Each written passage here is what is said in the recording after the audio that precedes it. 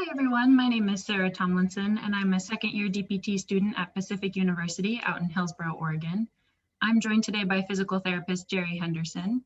Jerry has been on the front lines of innovation and incorporation of electronic medical records into physical therapy for many years and has graciously agreed to spend some time with us today to talk about his unique contributions to the field of physical therapy. Thank you for joining us today, Jerry.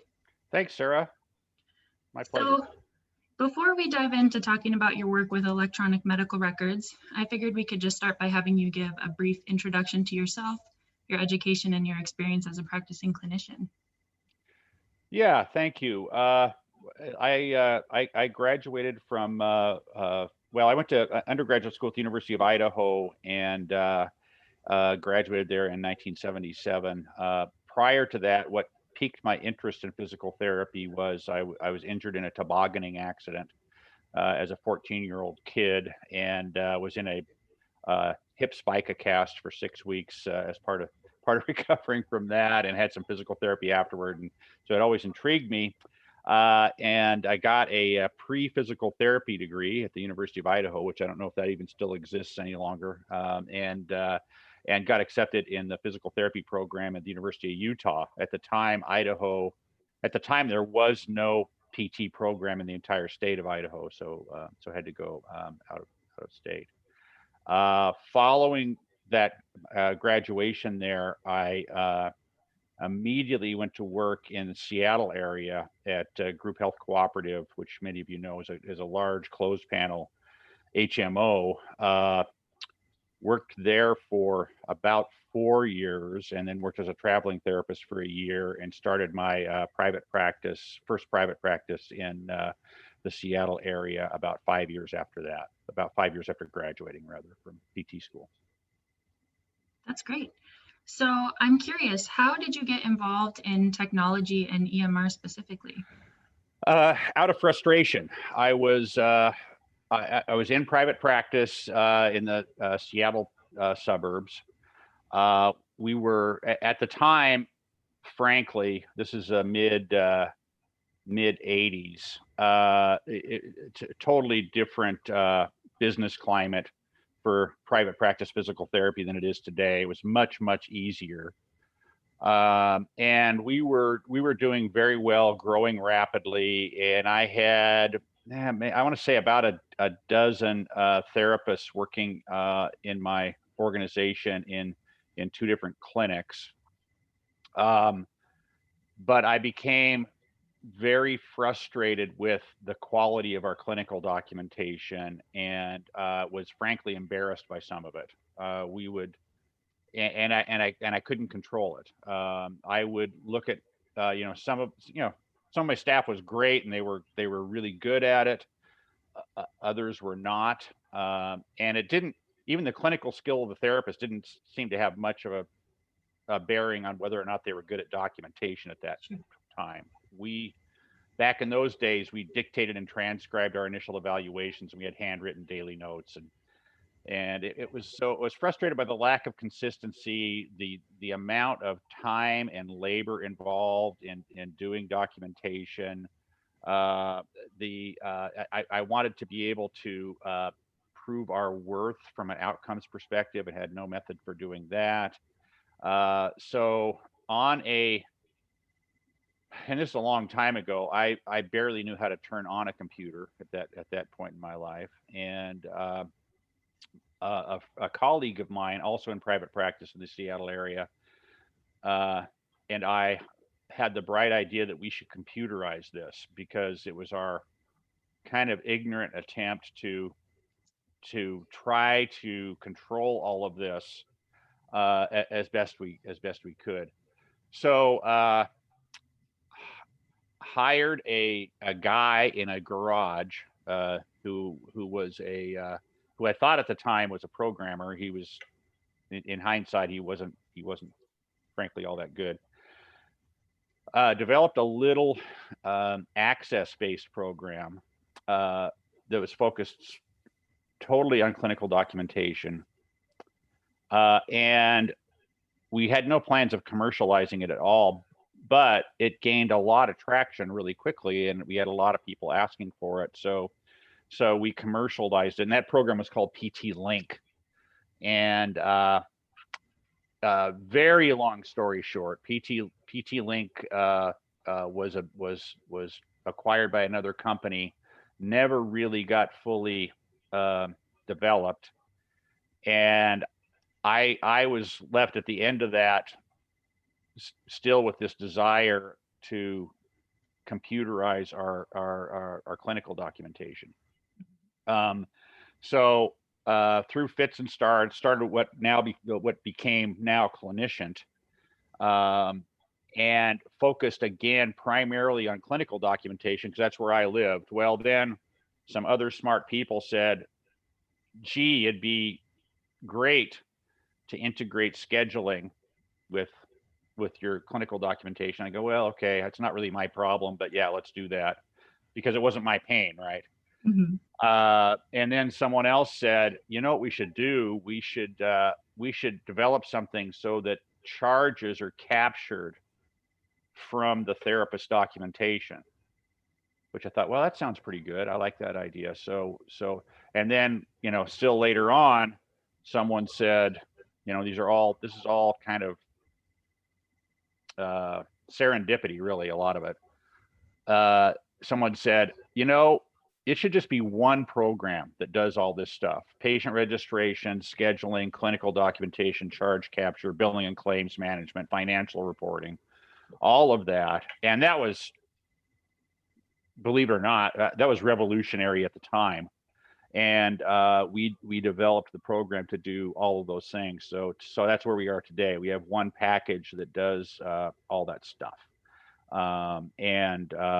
It was great during the early phases of the company. I was still running my practice using the program on a daily basis. So I was the kind of the QA person, and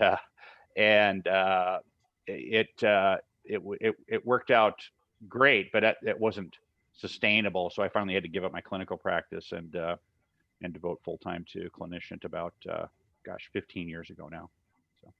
Sure, that's great. And I think, you've touched on my next question a little bit here and there, but how were you able to focus an EMR specifically from a PT's perspective?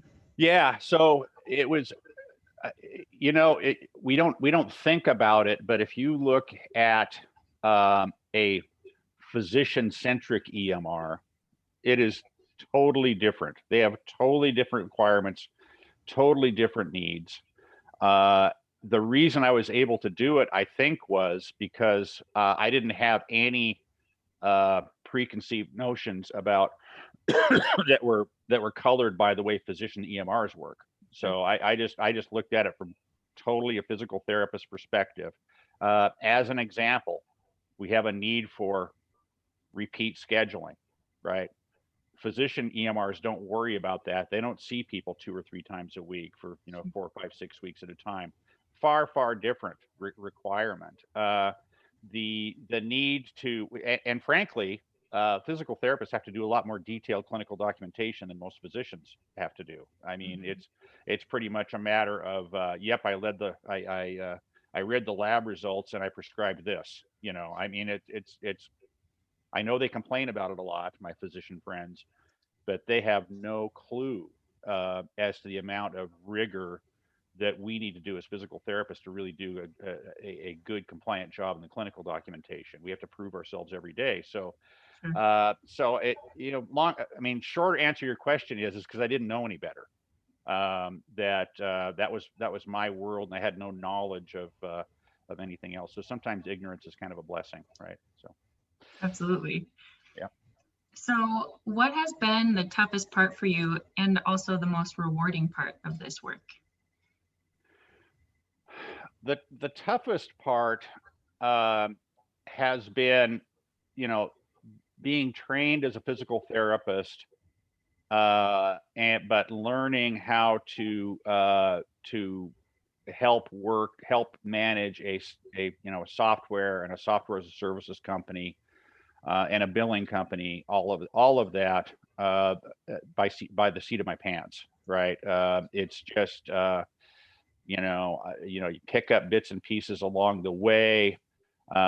You know, I don't have a background in management. I don't have a background in computer science. I don't have, and being able to learn what I needed to learn kind of on an ad hoc basis, and eventually be able to figure out how to help get the right team in place, and to understand my own limitations. Sure. Right, like you know, I knew very early on I should never be the CEO of this company, Sure. as an example. Right, that's not my skill set. There are other people who can do that sort of thing. It's not me. So you know, just and I think the final thing is being able to make mistakes quickly, and learn from those mistakes, and ingrain them into and to really use them as lessons learned. Kind of all that stuff is really critical. Yeah, absolutely. Now, so obviously EMR today probably does not look the same as it did when you piloted it in the mid 80s. So No, how would you yeah, say that it has evolved over the years to reflect changes in our PT practice? yeah. It's actually mid '90s. I'm sorry, Sarah, if I said mid Oh, '80s. that's okay. The first iteration, PT Link, was mid '90s, Mhm. and it was you know, it's surprising in hindsight how much of it's kind of similar to what it is today. It's just that we didn't have the technology then to do what I really wanted to do. Um, the you know, the in the PT Link days, the database we used was all wrong. It was never going to scale. There was all these technical issues that were never going to happen. But we had a good, useful prototype.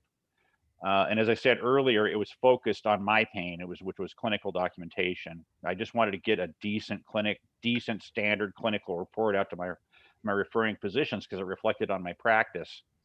And so it was much more about that than actually doing everything you need to do to run a practice.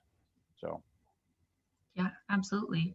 And so my last kind of question here, are you involved with any other technology aspects that assist PTs or PTAs? uh, yes, we are. We have a lot of interesting things going on there. We've acquired a company. It was a startup company about 3 years ago called Keat Health. Keat is really a patient engagement application, and we use Keat for physical therapy patient engagement, but it's also that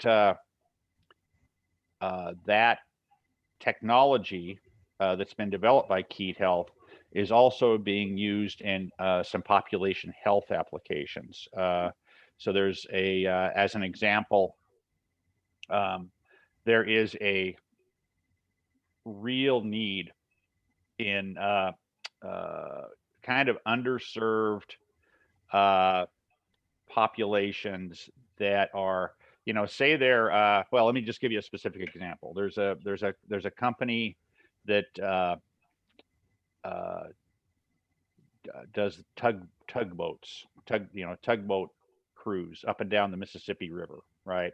And uh, the people who run these tugboats have very poor overall health. A lot of smoking, a lot of alcohol, a lot of poor lifestyle choices, not really good health literacy, all of that stuff. And this company had a need for um, people to check in on this app, and get little snippets of information on, you know, eating healthy and smoking cessation, and checking, you know, your glucose level, Sure. all that stuff. And there's a tremendous need for that sort of thing. So a little bit more of a population health bent than we'd have just in physical therapy. The same thing applies to uh, other industrial applications. So helping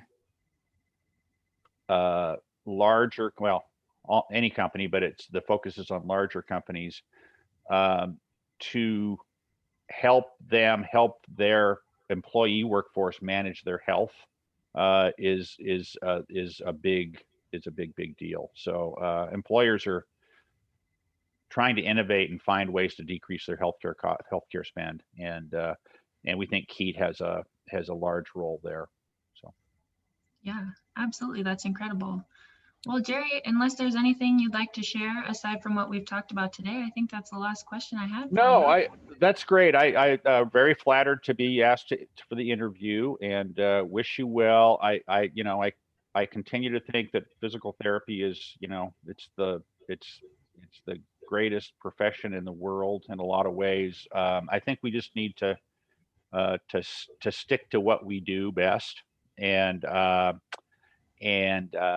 if we can do that, if we can remain kind of a lower cost, high value, effective service, that there are very bright days ahead. So really a pleasure to talk to you, Sara. Absolutely. A pleasure to talk to you as well. Thank you for sharing with us today. Thank you. Take care.